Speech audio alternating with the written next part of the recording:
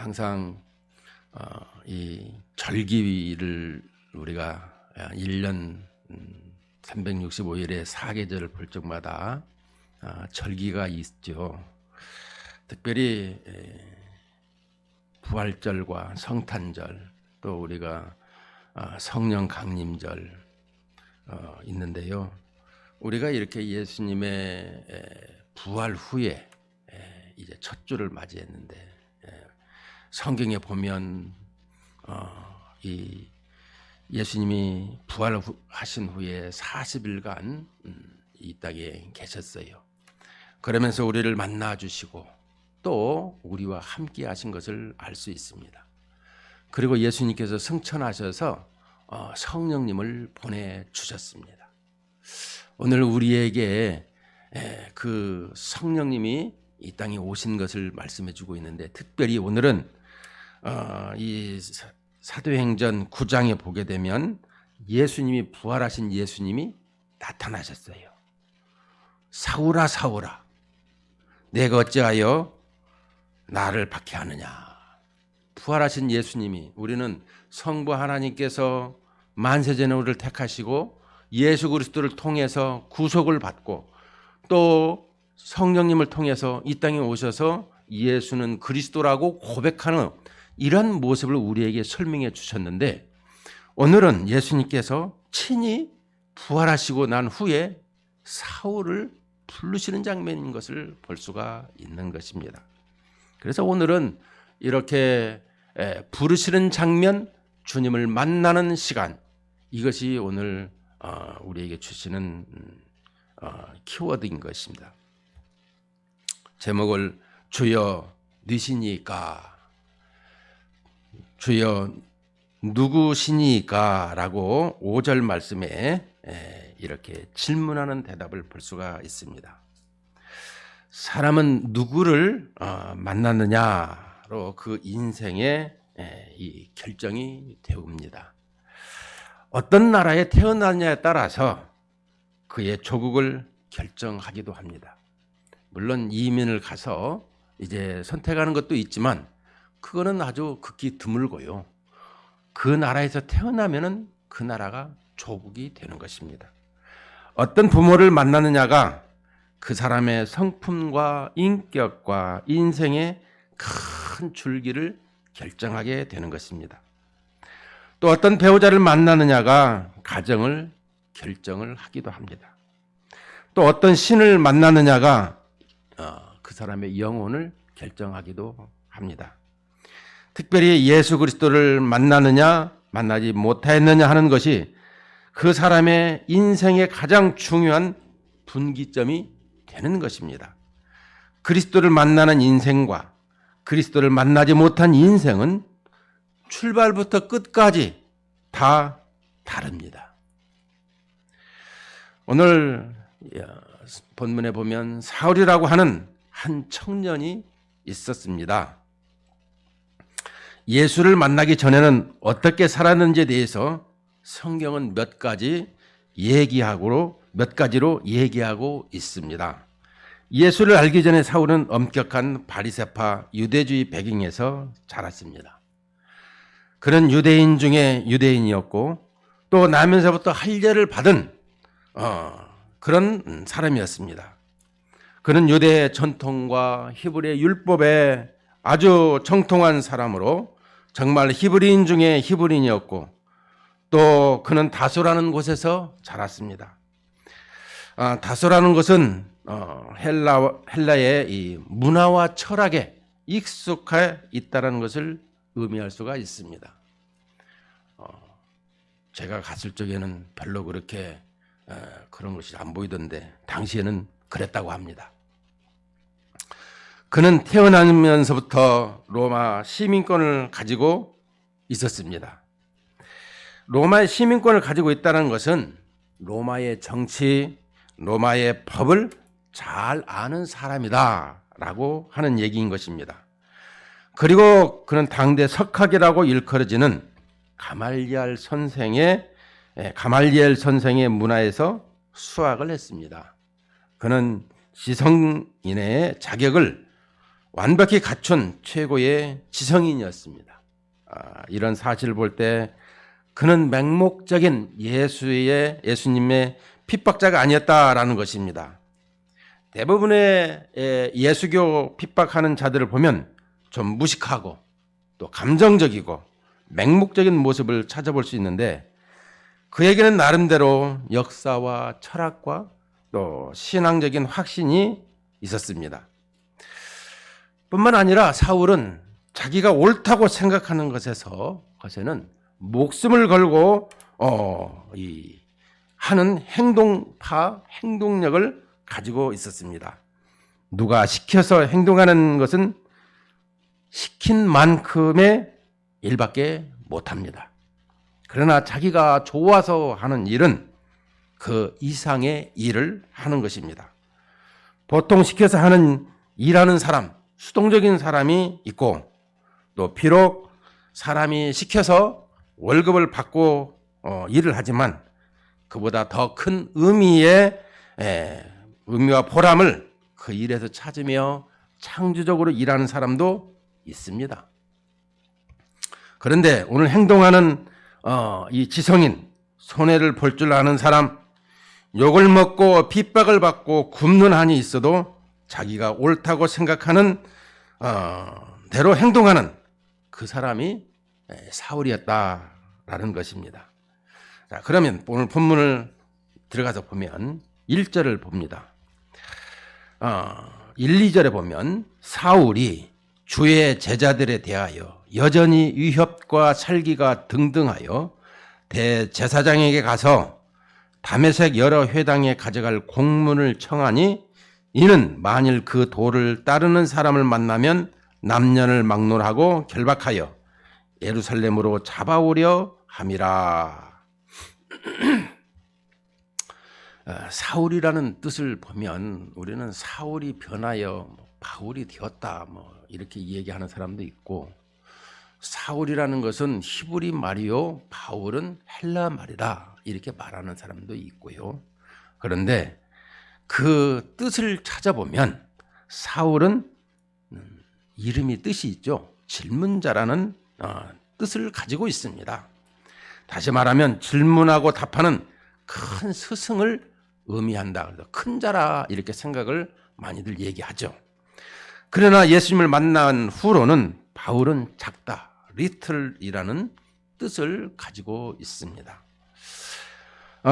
그 사울이 오늘 보니까 주의 제자들에 대하여 여전히 위협과 살기가 등등하여, 이 위협과 살기가 등등했다. 이 등등하다라는 것은 엠프네온이라고 하는데 헬라어 말로 이 숨을 내쉰다라는 뜻을 가지고 있습니다.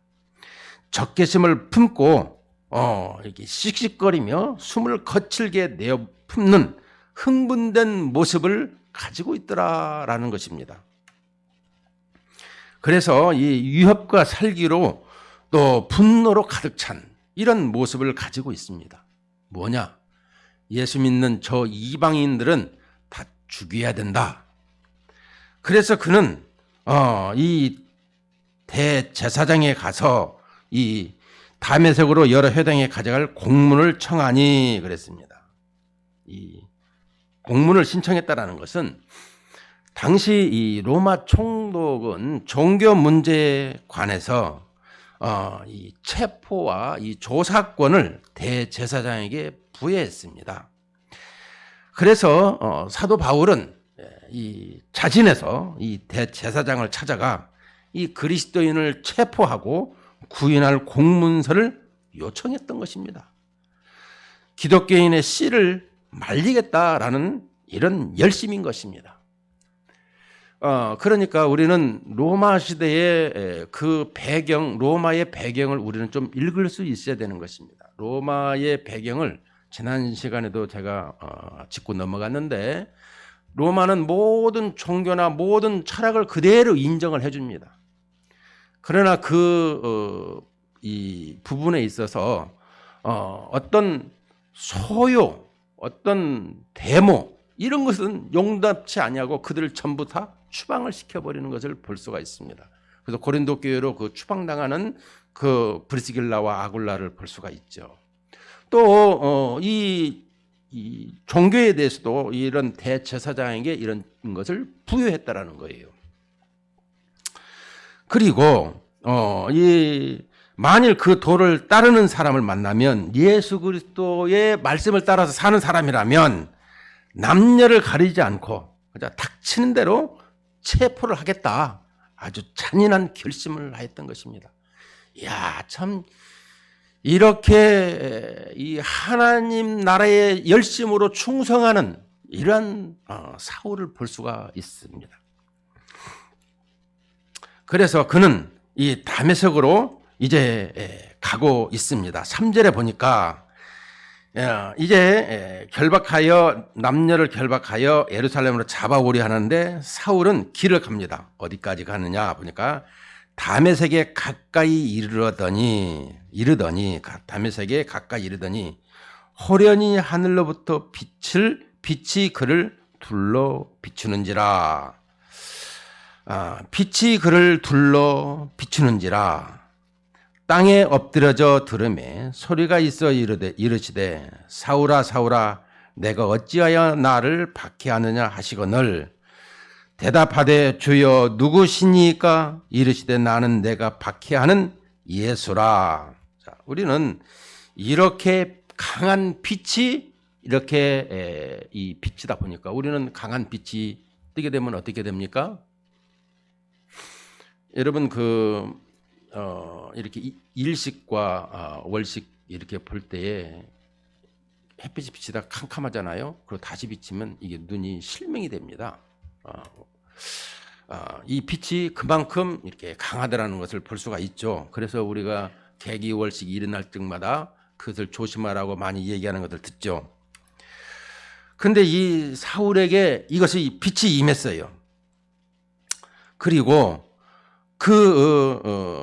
엎드려져서 있을 적에 예수님께서 사울아 사울아 이 두 번을 부르는 것을 볼 수 있습니다. 우리는 두 번을 부를 적에마다 주님께서 아주 이렇게 급박하게 부르는 것을 볼 수가 있습니다. 아브라함아 아브라함아 모세야 모세야. 다 보면 이렇게 두 번씩 부를 적마다 그에게 사명을 주는 것을 많이 볼 수가 있습니다.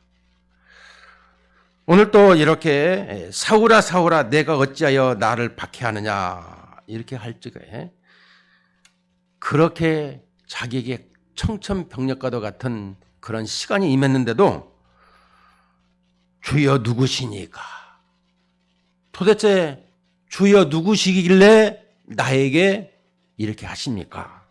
이것을 말하는 걸 보면 참 대단한 사람이다라는 것을 우리는 생각할 수 있습니다. 그러면서 이렇게 누구시니까 질문할 때 나는 내게 박해하는 예수라. 우리는 사도 바울이 예수님을 박해한 적이 있습니까? 없습니다. 없지만 예수님께서는 그 예수님을 박해한다는 것은 뭐였습니까? 예수님을 통해서 사도들을 통해서 예수님께서 사도들에게 교회를 세우도록 하셨더라는 것이죠.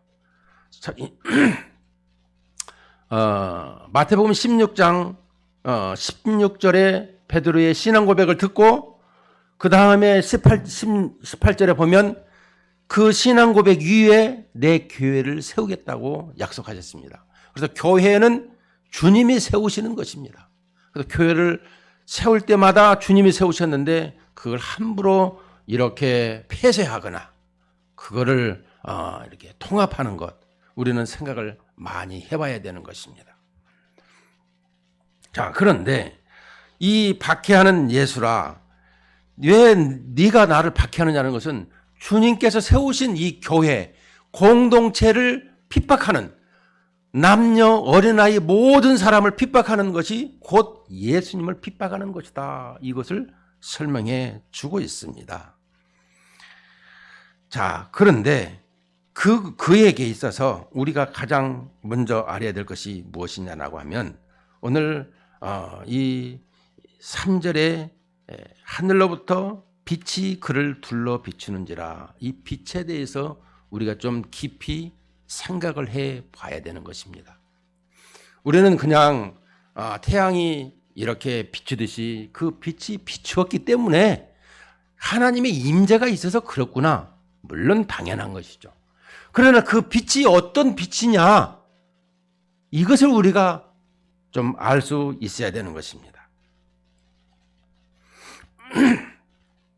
사도 바울은 이 빛의 비춤에 대해서 창세기 1장 2절과 3절에 보면 이렇게 확고한 믿음을 고백합니다. 땅이 혼돈하고 공허하며 흑암이 깊음 위에 있고 하나님의 영은 수면 위에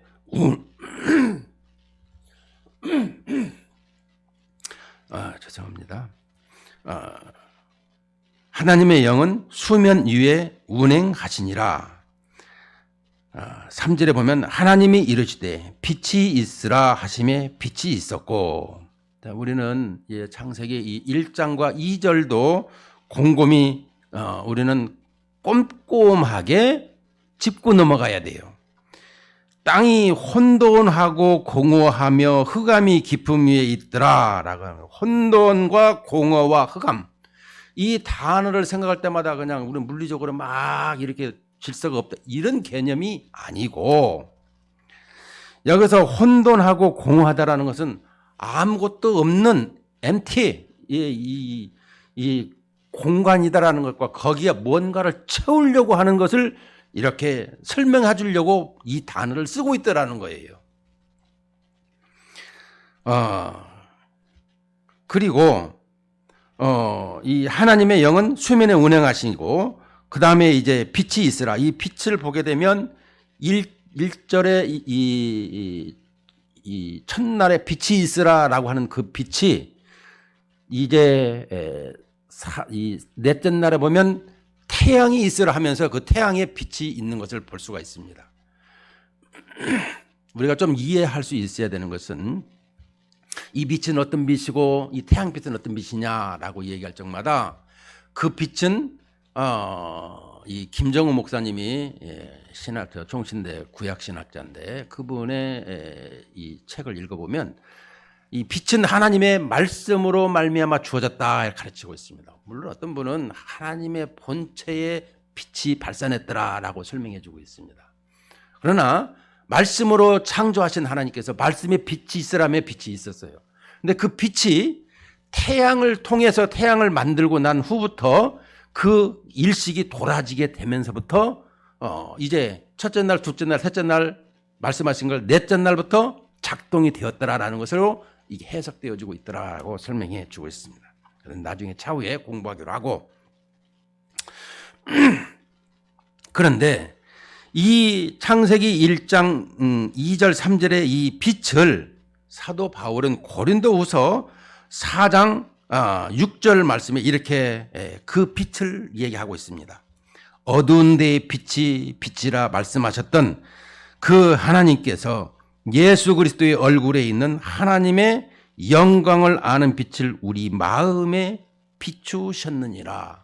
그러니까 어두운 데에 빛이 빛이라 말씀하셨던 그 하나님께서 예수 그리스도의 얼굴에 있는 하나님의 영광을 아는 빛을 우리 마음에 비추셨다. 사도 바울은 이 빛을 이렇게 해석을 했다라는 거예요. 물론 이사야 선지자가 복음의 구약의 복음의 선지자라 이렇게 설명하고 있어요. 복음서인데 그 복음서를 예수 그리스도를 예표하고 있더라는 거죠.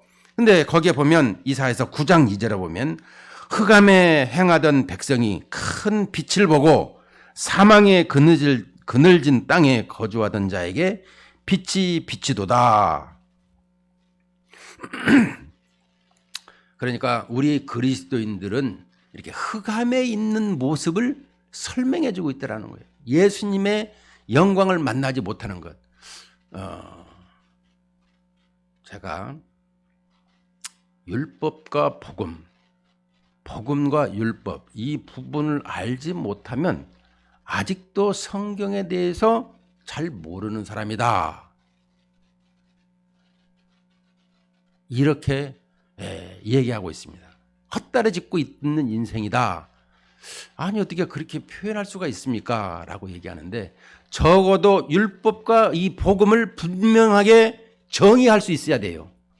율법은 모세의 오경을 통해서 말씀하는 율법이고 복음은 바로 예수 그리스도를 설명하고 있는데 이 율법과 복음이 역할이 뭐냐?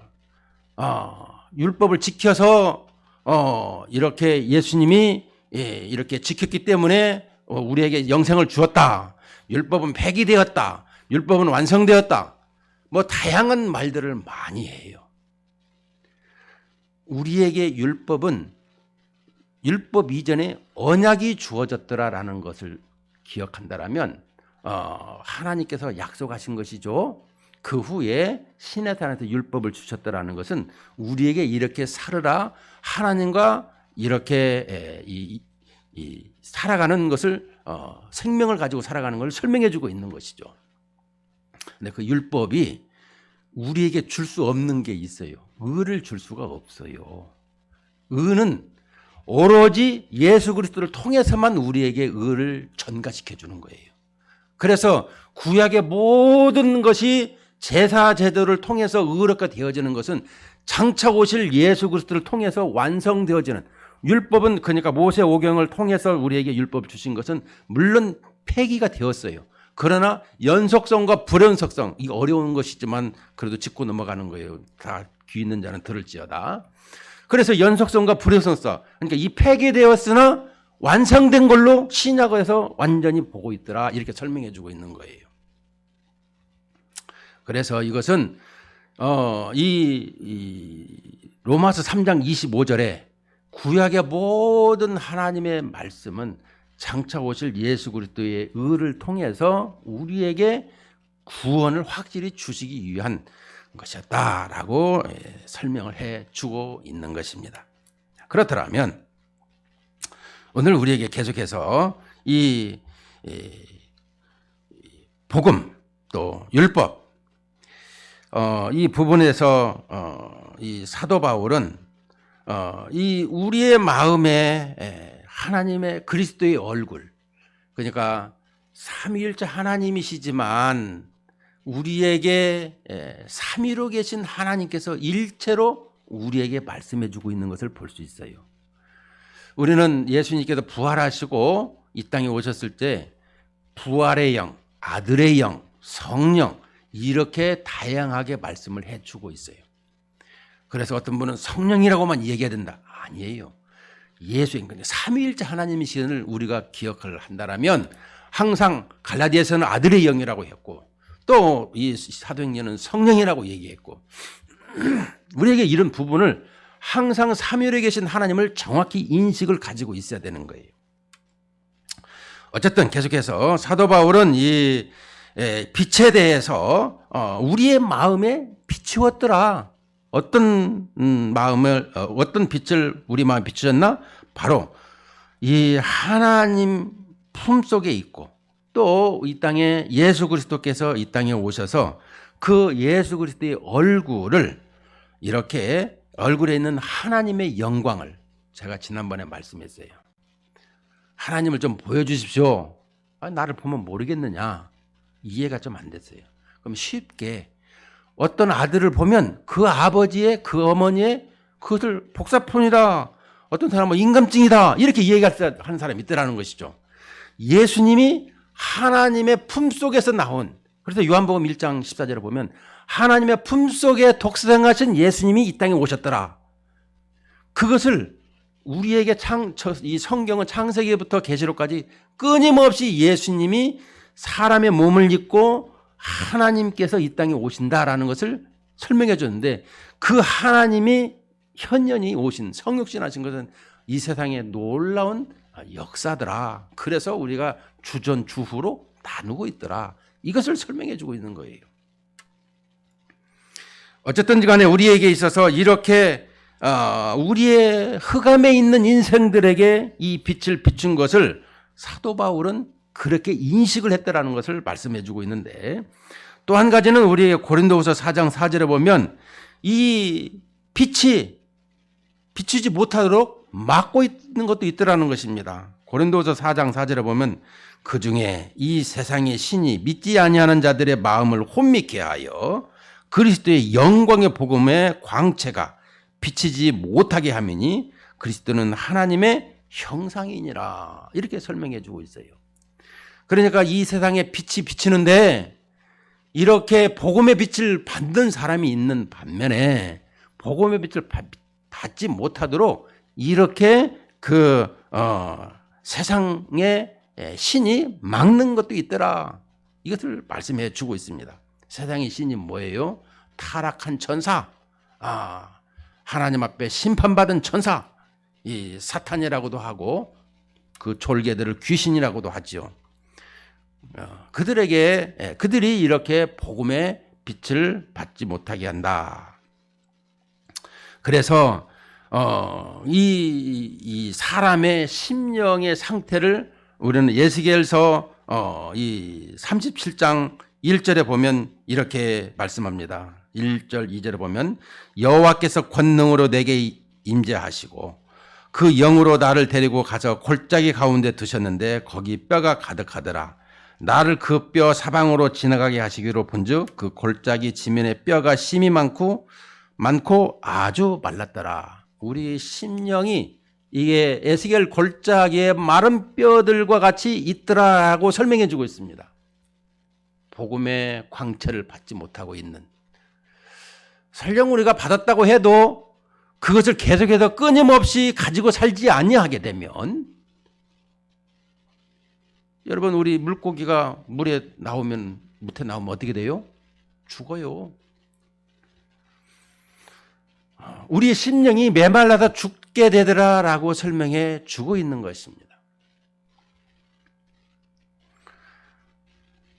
우리는 이런 그 복음으로 말미암아 이 빛을 계속해서 비추고 살아가야 되는데 그것이 끊어지면 안 된다라고 설명해 주고 있습니다.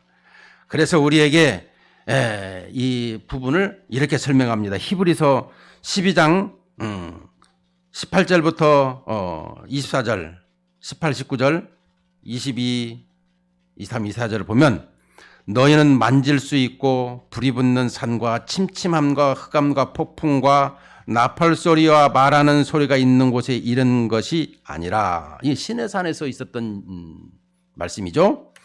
그 소리를 듣는 자들은 더 말씀하지 아니하시기를 구하였으니 그러나 22절에 보면 12장 22절 그러나 너희가 이른 곳은 시온산과 살아계신 하나님의 도성인 하늘의 예루살렘과 천만 천사와 하늘에 기록된 장자들의 모임과 교회와 만민의 심판자이신 하나님과 및 온전하게 된 의인의 영들과 새 언약의 중보자이신 예수와 및 아벨의 피보다 더 나은 것을 말하는 뿌린 피니라. 우리에게 이렇게 비교를 해서 구약의 시내산과 그 다음에 새 예루살렘의 시온산을 이렇게 설명해 주고 있는데, 이미 우리는 구약에 있는 것을 우리는 보고 있고 또 보았습니다. 그러나 우리는 우리에게 이미 예수 그리스도를 통해서 우리가 가야 할 이 영원토록 함께할 이 나라, 예수 그리스도의 나라, 우리 이 도성 예루살렘에 이 천만 천사가 있는 하나님 아버지의 보좌가 있는 여기에 우리가 함께하게 되더라라는 것을 설명해 주고 있습니다. 그러니까 우리에게는 하늘의 신령한 것들로 가득 채워졌더라, 하나님의 영광으로 가득 채워졌더라, 이것을 설명해 주시는 것입니다. 눈에 보이는 빛만이 빛이 아니고 또 귀에 들리는 소리만이 소리가 아닌 것입니다. 우리는 우리의 마음의 빛을 우리는 한번 생각을 해볼 수 있어야 되는 것입니다. 나에게 들리는 것, 내가 보는 것, 우리는요 멀리 떨어져 그 사람 생각이, 그 사람 마음이 어떠한 것을 벌써 통해서 알고 있어요. 그 사람 말을 할 적마다 또 때지는 이렇게 약간의 비틀어서 말하는 사람, 또 이렇게 아주 상반되게 말하는 사람, 뭐 다양하게 있으나 우리는 말을 들어보면 그 사람의 말 속에 마음에 전달되는 것을 많이 느낀다라는 것입니다. 그래서 오늘 사울은 이 빛을 받아들이면서 그는 이렇게 말하는 것입니다. 특별하게 부르심을 그는 받았다. 이것을 말씀하고 있는 것입니다.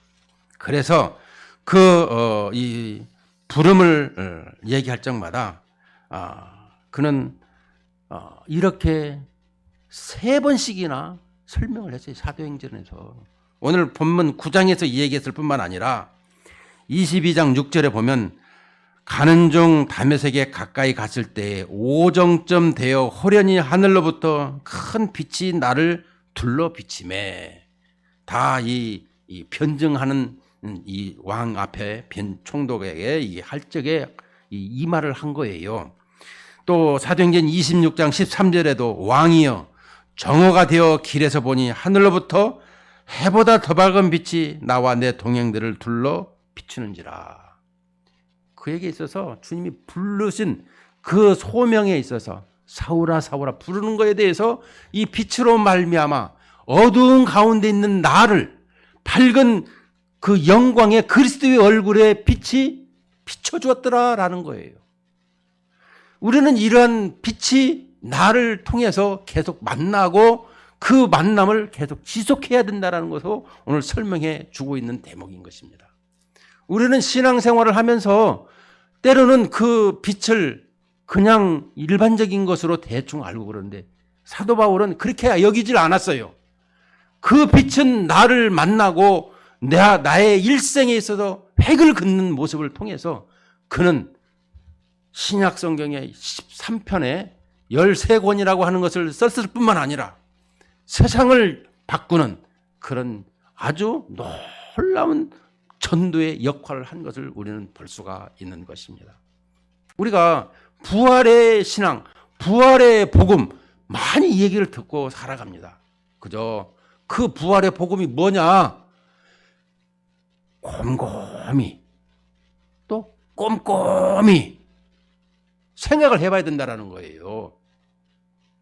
그래서 성경을 100독을 했다 200독을 했다 다독을 많이 한 것이 중요한 것이 아니라 정독. 그 말씀이 이 행간 속에서 나에게 주는 말씀이 뭐냐? 주님께서 만났을 적마다 그것이 뭐냐 나에게. 이것을 늘 묵상하면서 주님의 참 뜻을 우리가 받고 살아갈 수 있어야 되는 것입니다. 결론적으로 보면 사도 바울은 오늘 보면은 그는 이렇게 주님을 만난 후에 어떻게 했느냐?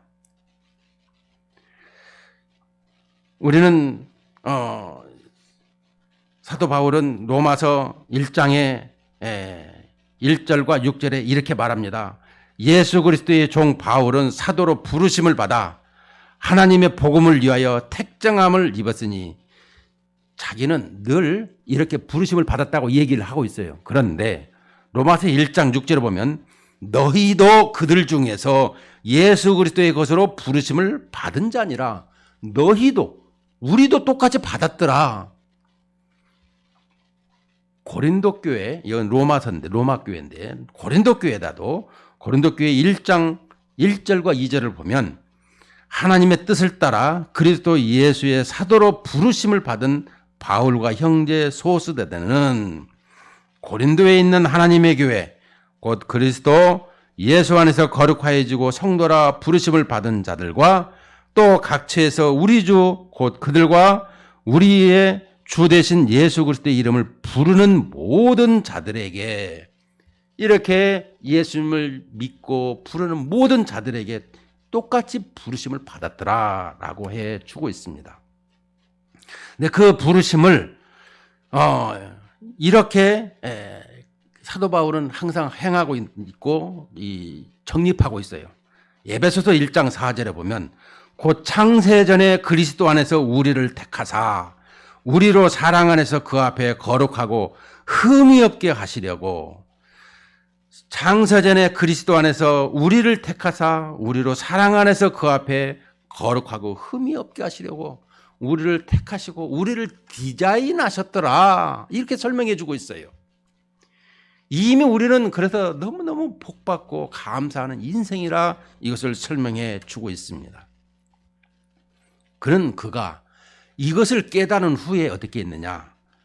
그의 이 후에 이 사도행전 여기서 9장의 해석에도 보면 그가 그 즉시로 이제 아나니아를 통해서 이 비늘이 벗겨지고 그 즉시로 이제 음식을 먹고 강건한 몸을 가지고 복음을 증거했습니다.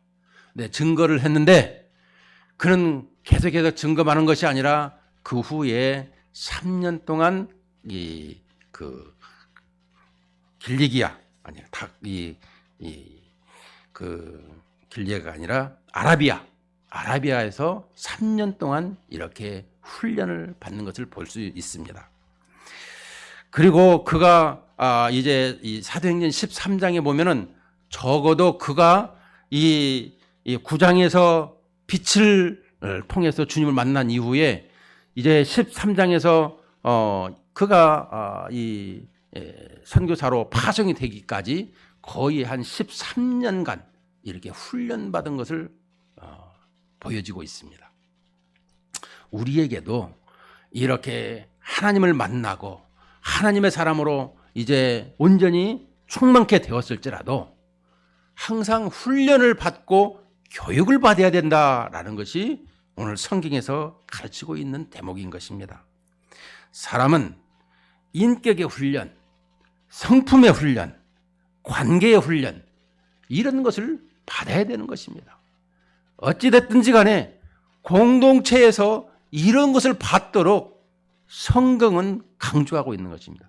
성경은 하나님의 말씀인데 하나님께서 그것을 강조하고 있는 거예요. 그래서 우리는 하나님의 말씀을 바로 알아서 예배하고 바로 알아서 우리의 신앙된 삶을 살고 바로 알아서 우리의 모든 관계를 잘 가지는 것을 설명해 주고 있는 것입니다. 그러므로 우리는 이런 이미 이 회심을 통해서 구원이 이루어지고 또 우리가 바로 살아가고 있는데 과연 나는 진정한 구원이고 진정한 회심인가? 이런 예수님과 상관없는 성경과 관계없는 신앙생활은 하고 있지 않는가? 이런 생각을 해봐야 되는 것입니다. 사울아 사울아 부르시는 이 시대에 하나님의 부르심을 볼 적에 나에게도 이렇게 불렀을 적에 나는 거기에 어떻게 응답하였는가? 이것을 우리는 생각을 해 봐야 되는 것입니다. 결론적으로 오늘 우리에게 이 3일 동안 이 눈을 못 떴다고 그러는데 그 3일 동안 우리는 생각을 해 보시겠습니다. 아브라함이 3일 동안 이삭을 갖다 바치라고 했을 적에 요나가 물고기 뱃속에서 3일 동안 있을 적에 먹지도 못하고 이렇게 숨쉬는데도 많이 힘들었던 말하지도 못하고 그럼 무슨 생각을 했을까? 물고기 뱃속에서. 그런데 우리 예수님께서는 이렇게 3일 동안에 우리의 죄를 대속하시고 부활하셔서 우리에게 생명을 주시고 영생을 주시고 영원토록 함께 하시는 것을 우리에게 말씀하시고 있는 것입니다. 자, 그렇더라면 오늘 우리에게 주님이 말씀하시는 것, 나를 부르고 나를 만나 주셨더라면 나도 그 뜻에 부응하고 또 교회 공동체에 충성하고 그 모든 것에 순종하는 이런 모습으로 나아가야 된다라는 이런 모습이 하나님 말씀 속에 여기에 응답하고 또 예스라고 대답하는 우리의 성도들이 다 되시기를 주님의 이름으로 축원을 드립니다.